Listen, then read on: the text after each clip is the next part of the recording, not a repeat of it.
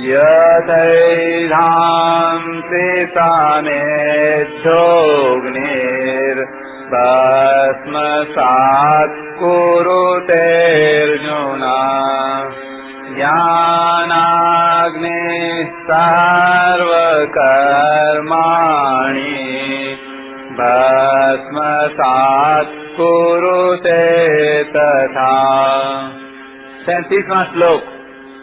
हे अर्जुन, जैसे प्रज्वलित अग्नि ईंधनों को सर्वथा भस्म कर देती है, ऐसे ही ज्ञान रूपी अग्नि संपूर्ण कर्मों को सर्वथा भस्म कर देती है।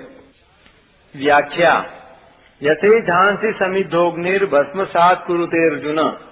पीछे के श्लोक में भगवान ने ज्ञान रूपी नौका के द्वारा संपूर्ण पाप समुद्र को तरने की बात कही। उससे यह प्रश्न पैदा होता है कि पाप समुद्र तो शेष रहता ही है, फिर उसका क्या होगा। अतः भगवान पुनः दूसरा दृष्टांत देते हुए कहते हैं कि जैसे प्रज्वलित अग्नि काष्ठादि संपूर्ण ईंधनों को इस प्रकार भस्म कर देती है कि उनका किंचन मात्र भी अंश शेष नहीं रहता, ऐसे ही ज्ञान रूपी अग्नि संपूर्ण पापों को इस प्रकार भस्म कर देती है कि उनका किंचन मात्र भी अंश शेष नहीं रहता। ज्ञानाग्नि सर्वकर्माणि भस्मसात् कुरुते तथा। जैसे अग्नि काष्ठ को भस्म कर देती है, ऐसे ही तत्वज्ञान रूपी अग्नि संचित, प्रारब्ध और क्रियमाण तीनों कर्मों को भस्म कर देती है। जैसे अग्नि में काष्ठ का अत्यंत अभाव हो जाता है, ऐसे ही तत्वज्ञान में संपूर्ण कर्मों का अत्यंत अभाव हो जाता है। तात्पर्य यह है कि ज्ञान होने पर कर्मों से अथवा संसार से सर्वथा संबंध विच्छेद हो जाता है। संबंध विच्छेद होने पर संसार की स्वतंत्र सत्ता का अनुभव नहीं होता, प्रत्युत एक परमात्म तत्व ही शेष रहता है। वास्तव में मात्र क्रियाएं प्रकृति के द्वारा ही होती हैं। उन क्रियाओं से अपना संबंध मान लेने से कर्म होते हैं। नाड़ियों में रक्त प्रवाह होना, शरीर का बालक से जवान होना, श्वासों का आना जाना, भोजन का पचना आदि क्रियाएं जिस समष्टि प्रकृति से होती हैं, उसी प्रकृति से खाना पीना, चलना बैठना, देखना, बोलना आदि क्रियाएं भी होती हैं।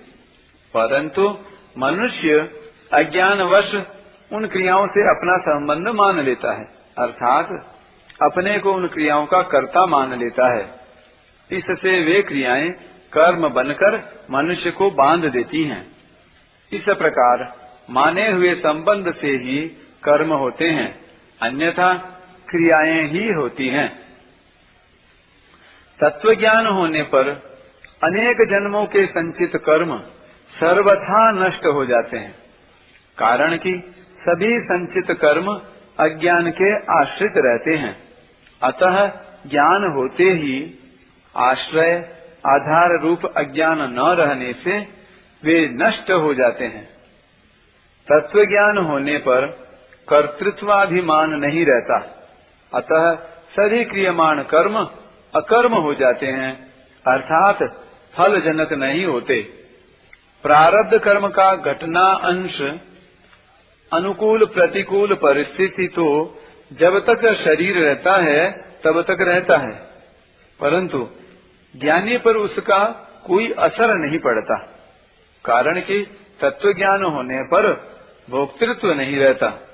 अतः अनुकूल प्रतिकूल परिस्थिति सामने आने पर वह सुखी दुखी नहीं होता। इस प्रकार तत्वज्ञान होने पर संचित, प्रारब्ध और क्रियमाण तीनों कर्मों से किंचन मात्र भी संबंध नहीं रहता।